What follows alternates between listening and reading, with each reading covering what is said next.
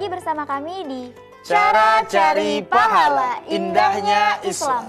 Amel mau mengingatkan lagi nih, kalau tema hari ini adalah ketika doaku tak kunjung dikabulkan. Daripada kita berprasangka buruk kepada Allah dan menyimpulkan sendiri ketika doa yang tak kunjung dikabulkan, lebih baik kita melapangkan hati, menyerahkan segalanya, tidak terburu-buru menuntut pengabulannya, tidak berputus asa dalam rahmatnya, dan yang paling penting kita harus tetap yakin Allah pasti akan mengabulkannya, entah itu sekarang, cepat atau lambat ya Pak Ustadz.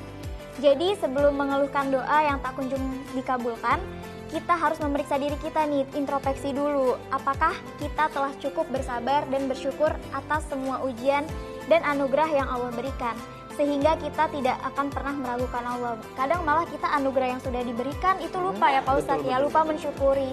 Yang kita inginkan hanya lebih dan lebih. Kita harus introspeksi lagi. Pembahasan mengenai tema kali ini masih ada satu pertanyaan lagi nih yang masuk dari sahabat Cari Pahala. Langsung saja kita saksikan tayangan berikut ini. Cara cari pahala indahnya Islam. Assalamualaikum Ustadz, saya mau bertanya. Jadi saya merasa sudah rajin beribadah dibandingkan seseorang yang saya kenal. Tetapi mengapa malah orang tersebut nasibnya lebih baik daripada saya? Apakah Allah pilih kasih terhadap hambanya? Terima kasih Ustadz. Assalamualaikum warahmatullahi wabarakatuh. Waalaikumsalam warahmatullahi wabarakatuh. Kadang rasa iri sering ada nih Pak Ustadz. Kadang kita ngerasa ya, mungkin ngerasa diri ini kok perasaan kita udah lebih sering nih sholatnya, kita sering puasa sunnah, kita sering istilahnya lebih baik lah daripada orang tersebut. Tapi malah orang tersebut tuh kok kayaknya enak banget ya, hidupnya tentram, rezekinya berlimpah. Apakah kadang kita mikir Pak Ustadz, apa Allah pilih kasih ya? Itu bagaimana Pak Ustadz? Baik, kita terkadang lupa dengan kalimat istidraj. Istidraj itu adalah pemberian nikmat yang terus menerus kepada seorang hamba walaupun dia tidak beribadah.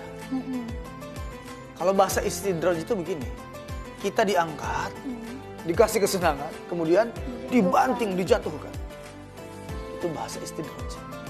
Makanya maaf, lihat orang-orang yang gak ibadah, ya, usahanya lancar. Orang-orang non-muslim coba lihat, apakah mereka ibadah? Gak ibadah. Tapi bagaimana hidupnya? Usahanya lancar segala macam. Ya, baik sangka kita kepada Allah, ini adalah jalan istidraj yang Allah berikan kepada mereka. Makanya kita harus mempelajari tafsir daripada surah ataupun kalimat Bismillahirrahmanirrahim. Ini kalimat sering kita ucapkan. Mau makan baca Bismillah, mau tidur baca Bismillah, mau melakukan sesuatu hal yang baik diawali dengan kalimat Bismillah. Ingat, hukum Bismillah ini bisa jadi halal, bisa jadi haram. Ya. Halal itu kalau dilakukan untuk perbuatan yang baik.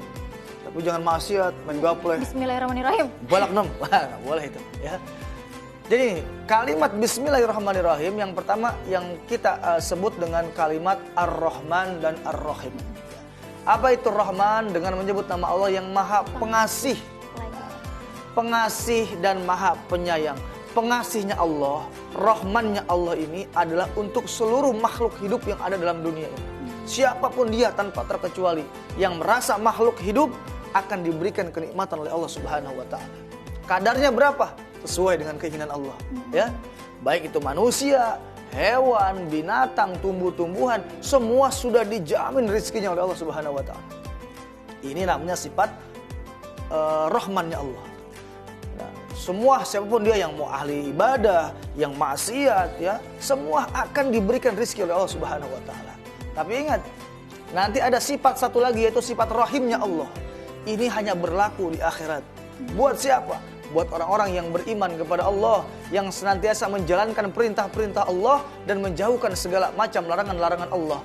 Al-imtisalu awamilillah wajtinabu nawahiyah. Mereka bertakwa kepada Allah, maka nanti akan mendapatkan janji Allah, yaitu Jannatul Firdausi nuzula. Allah akan berikan sifat rahimnya terkhusus buat orang-orang yang bertakwa. Bagaimana yang gak bertakwa? Bakal dapat siksa di yaumul qiyamah. Makanya kita bersyukur kepada Allah. Kita mungkin sekarang ya memang karena dunia itu sujnul mu'minin wa jannatul kafirin. Dunia itu bagaikan penjara buat orang-orang yang beriman, tetapi bagaikan surga buat orang-orang yang durhaka kepada Allah, ya, orang-orang yang ingkar kepada Allah. Makanya ayo jadikan dunia ini, ya taruhlah dunia ini di tanganmu. Ya, Imam Al-Ghazali mengatakan, taruhlah dunia itu di tanganmu, jangan kau masukkan ke dalam hati. Ya, karena kalau dunia kau masukkan ke dalam hatimu akan bahaya. Ya, hati akan mampu merubah segalanya yang akhirnya kita akan berprasangka buruk kepada Allah. Nauzubillah. Baik Pak Ustadz, terima kasih Pak Ustadz. Mungkin Amel sendiri juga pernah ya Pak Ustadz manusiawi kalau kita merasa kok dia lebih enak ya hidupnya dari kita. Tapi kadang Amel mikir Pak Ustadz, oh mungkin kalau misalnya Amel dikasih rezeki yang berlimpah kayak gitu, Amel malah jadi sombong, malah jadi nggak bersyukur. Nah mungkin dari situ Allah, karena Allah yang lebih tahu ya Pak Ustadz ya, kadar hati hamba. Betul, lebih dari diri kita sendiri. Baik, setelah tadi Ustadz Abu Musa sudah menyampaikan kajian kita pada hari ini, sekarang waktunya kita simak kesimpulan tentang tema kita hari ini. Silahkan Pak Ustadz. Baik, bismillahirrahmanirrahim. Para pemirsa, cara cari pahala indahnya Islam dimanapun berada. Dari tema yang kita angkat pada hari ini, ada beberapa kesimpulan yang harus kita pahami untuk menjaga konsisten, menjaga prasangka baik kita kepada Allah Subhanahu wa Ta'ala tentang kodok dan kodarnya kepada kita semua. Berbicara tentang doa ya yang belum juga terkabul, yakinlah Allah sedang mempersiapkan sesuatu yang indah untuk hambanya. Yakinlah Allah tidak akan pernah mengingkari janjinya. Innallaha la tukhliful mi'ad. Allah tidak akan pernah mengingkari janjinya. Janji yang Allah telah berikan, ud'uni astajib lakum, maka pasti doa itu akan dikabul oleh Allah Subhanahu wa Ta'ala. Pertanyaannya, cepat ataukah lambat, itu adalah merupakan penilaian Allah, bukan atas dasar keinginan kita. Kita ini hanya makhluk, kita tak pantas untuk mengatur Allah Subhanahu wa Ta'ala. Allah tahu mana yang baik untuk kita, mana yang buruk untuk kita. Dan mudah-mudahan kita mohon kepada Allah agar Allah senantiasa jaga hati kita, agar senantiasa mengarah kepada kebaikan, untuk tetap senantiasa berprasangka baik kepadanya. Karena hati inilah yang menjadi sebuah barometer. Al-Imam Al-Ghazali mengatakan hati adalah raja dan anggota tubuh adalah prajuritnya. Sungguh apabila hati sudah terlembaga dengan keimanan, maka prajurit, tangan, kaki, panca indera, mata, telinga, dan lain sebagainya akan mengikuti sesuai dengan komando hatinya. Tapi kalau hati terisi dengan keburukan, maka otomatis si rakyat, anggota tubuh pun akan melaksanakan keburukan sesuai dengan yang diperintahkan si hati. Maka dari itu pentingnya pendekatan diri kepada majelis-majelis ilmu, pendekatan diri kepada para ulama, dan ayo tambah terus prasangka baik kita kepada Allah Subhanahu wa Ta'ala. Insyaallah Allah akan segera memuliakan kita dengan dikabulkannya seluruh hajat, maksud dan tujuan kita, dan mudah-mudahan Allah akan jaga hati kita dari prasangka buruk kepadanya. Amin ya rabbal alamin. Terima kasih. Yang benar milik Allah dan yang salah semata-mata khilafan dari saya pribadi. Wallahul muwaffiqil aqwamit thoriq. Assalamualaikum warahmatullahi wabarakatuh. Waalaikumsalam warahmatullahi wabarakatuh. Terima kasih Pak Ustadz. Sama-sama. Intinya berdoa boleh, sangat diperbolehkan, tapi jangan sampai mendikte Allah ya Pak Ustadz. Mengatur Allah. Mengatur Allah, karena Allah yang maha mengatur kita. Jangan malah kita yang ngatur Allah. Baik, gak kerasa banget nih Pak Ustadz udah di penghujung acara.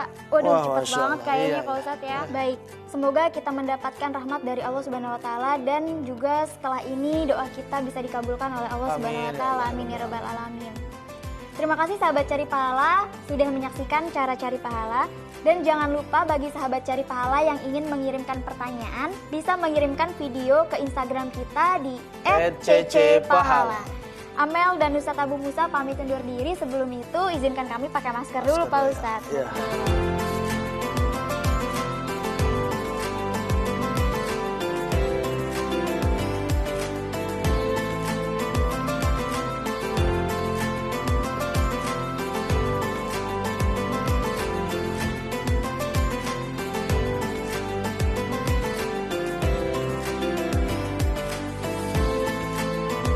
Wassalamualaikum warahmatullahi wabarakatuh. Cara cari pahala, indahnya Islam.